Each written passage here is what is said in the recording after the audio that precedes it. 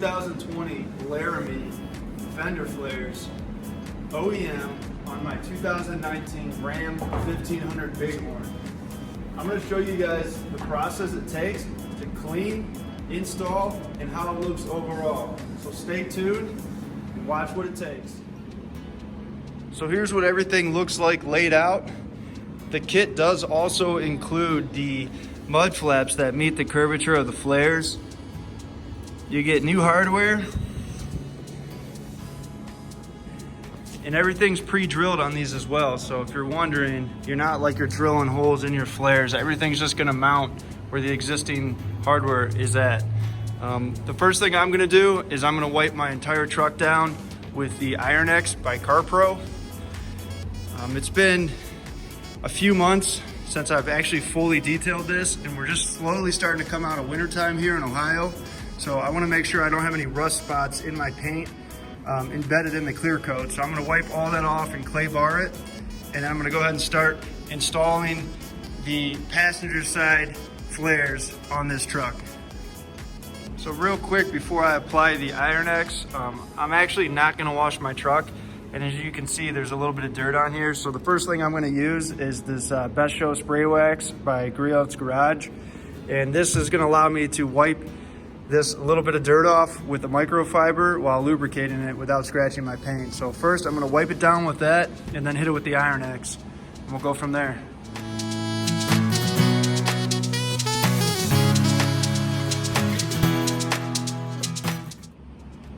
So with the bedside wiped down, I can now see the rust spots I had mentioned earlier. So these are scattered throughout the whole paint, and this is normal use from transporting, driving, your brake dust. It's little rust particles that stick in your clear coat, and it's very noticeable on vehicles with white paint. So the IronX by CarPro is something that was recommended, and also I've heard guys using wheel and tire cleaner. But for the extra 12 bucks, I went with this scented cherry. And disclaimer, it does not smell like scented cherry. It smells like some nasty tartar sauce, septic water. But we're gonna go ahead and spray this septic spray on this bedside and see how it removes these rust spots.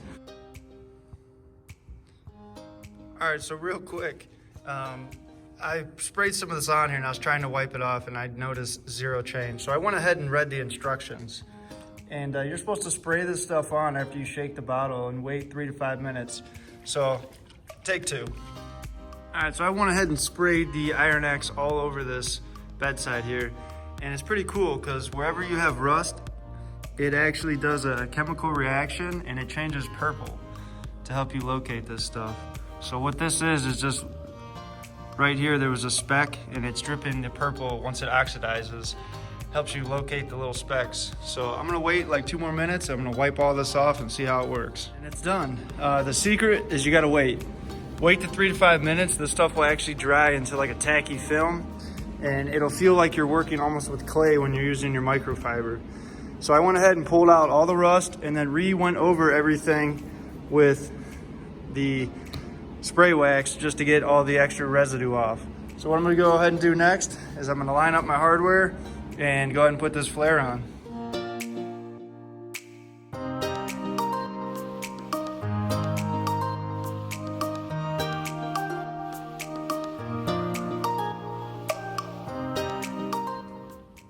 So this is what it looks like with one side done.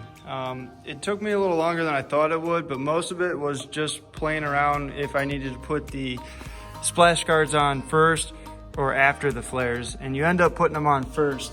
So the first piece they give you is this piece. This is your OEM piece that you have to remove if you have a Bighorn, because if you notice, it's basically the same piece with this cut off. So they go ahead and give you the new one, but this is what comes off, and where these 2 holes are, they used to be mounted here and here to give you some splash protection. But now this gets replaced. You put on the OEM Laramie, and you go ahead and reuse all your factory bolts. The kit does include the 2 new clips that you need that slide in here, because removing this, you will break it, as you can see, as I did over here. But I'm gonna go ahead and jump on the other driver's side rear, and I'll show you guys the process on that. So I'm on the driver's side rear right now. I went ahead and wiped everything down, and I have the Iron X soaking in. So right now I'm waiting for everything to transfer color. I went ahead and removed the 10 bolts all the way around. You do have to remove the 2 from here because this is what I was saying earlier. This piece does get replaced. The new one is chopped off a little bit lower so that fender flare can come down. Over here, you can actually leave this on the Bighorns. You can leave this bolt in for this splash guard down here. This one will stay. So I'm gonna wipe all this off, and then I'm gonna show you guys what it looks like when you go to start mounting this and the secret to remove these pieces. Okay, so underneath, these are the tabs that hold this splash guard in for the bedside. I would not worry about trying to save these clips. They're like a very brittle, hard plastic that as soon as you put any kind of weight on it, it'll snap. But what we're gonna do now is I'm gonna use this screwdriver, and I'm gonna just try to push this side. On the other side, I didn't do that. I just yanked them off and they exploded. But let me see what I can do.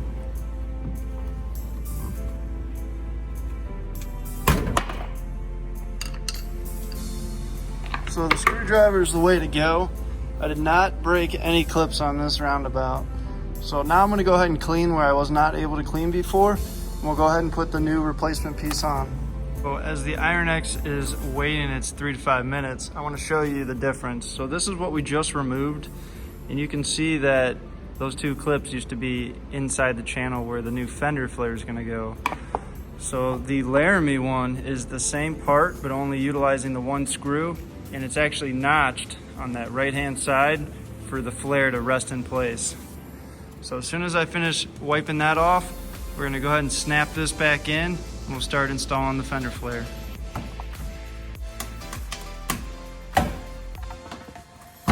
So as you just saw, I tried putting this piece on, and I didn't notice it on the other side because I had broke both of the OEM tabs here.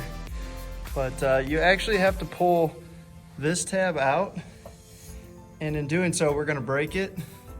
And then we're gonna install one of the new supplied ones in the hole farther back. That way this thing sits nice and tight.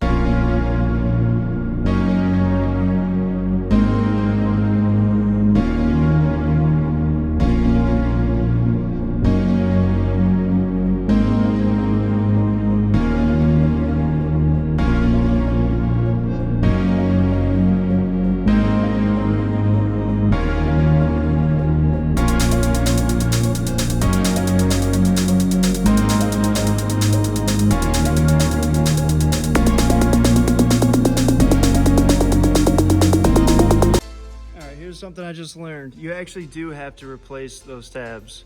The factory ones are just too brittle. They're like one-time use. So even though I removed it without breaking it, when you go to press this piece in, you're gonna end up snapping it anyways.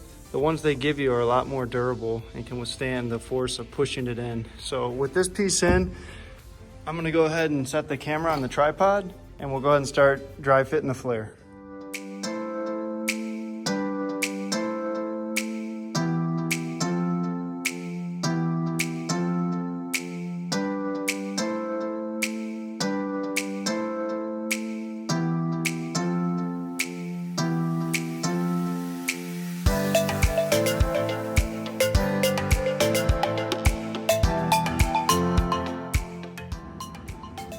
So right now I have all the factory hardware in. It's all loosely installed. That way I can still make adjustments, because essentially what you're doing is you're looking for spacing. So you want to have room to be able to shim everything. So for instance, like right here, this gap, when you go to screw this in, you're going to want to press it and keep pressure on it while you're tightening it. I like to start in the center and work my way left and right of center. And then everything turns out real nice. The hardest part are the body lines, so you might have to press up, pull down, vice versa, but that's it.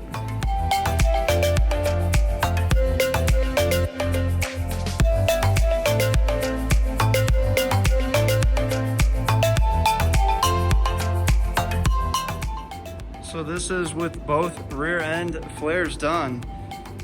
Everything is sitting pretty well. The only thing I would want to tweak is down here. What I'm gonna do is just, once these things get in the sun a little bit, I'm gonna actually loosen probably like these 4 screws. And once these things take shape and acclimate to the truck, I'm gonna push them in and try to give a perfect amount so that way that gap goes away. But other than that, I'm gonna move up to the front and see what that takes to get them on. So up front, I've already wiped everything down. I already removed the iron, and I removed all the screws holding in the fender liner. I went ahead and pulled off the factory splash guard, and the only thing I want to note on this is the OEM Bighorn splash guard, and I've had a lot of guys ask me how I clear my 305 50/20s, and what I did is I notched this with a Dremel way back in the day, I think before I even had a leveling kit. But this thing slides down with those 2 tabs and it just snaps in. But today we're gonna be adding the Laramie ones, so it's the same piece, but with that notched out. And that'll allow the fender to actually rest in place. So I'm on the last fender right now. I've already replaced the splash guard and I'm getting ready to hang this up. Overall, this project took a little longer than I thought it would, and mostly because I was using a ratchet. If you guys are looking at buying one or already have one, definitely buy a Milwaukee cordless ratchet. There's a lot of screws in there you're taking off, and just using a regular ratchet is kind of pointless. So that's my only advice, but I'll drop a link in the description for where you can buy these at. Overall, with these splash guards and the flares painted, cost me about $300. All right guys, peace. Be sure to follow us on Instagram, like and subscribe this video. Later.